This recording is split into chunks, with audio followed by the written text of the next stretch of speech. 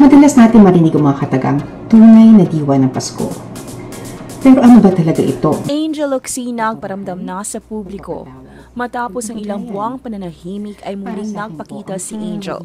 Sa isang video na ibinahagi ng official Facebook page ng aktres ay nagbigay ito ng mensahe sa tunay na diwa ng Pasko. Ang video ay bahagi ng pag-endorse nito sa isang pharmaceutical company. Madalas natin marinig ang mga katagang tunay na diwa ng Pasko. Pero ano ba talaga ito? Pagmamahal, pagpapatawad, pagbibigayan. Para sa akin po, ang tunay na diwa ng Pasko ay kung ano pong binubulong ng ating puso.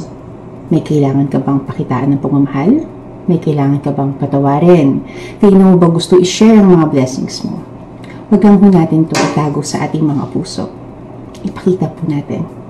Simulan po natin ngayong Kapaskuhan. Isang mapagpala, malusog at maligayang Pasko po sa inyo mula sa aming lahat sa Rhea Generics. Ako po si Angel Locsin, bumabati po sa inyo ng isang maligayang Pasko. Ikinatuwa naman ito ng mga fans ng aktres. Matatanda ang ilang linggo ding naging laman ng balita si Angel kaugnay sa isyong hiwalayan daw nila ng kanyang asawa na si Neil Arce. Bagay na mariing pinabulaanan ni Neil at sinabing fake news ang nasabing balita. Marami naman ang nagsabing baka abala lang sa pagpapayat si Angel kaya't laylo na muna ito sa soapmed.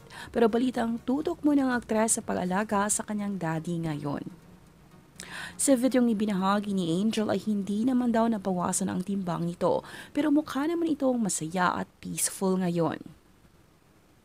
Balitang nakatakdang magbalik sa primetime si Angel dahil sa teaser na nakapost sa Facebook page ng Kapamilya World.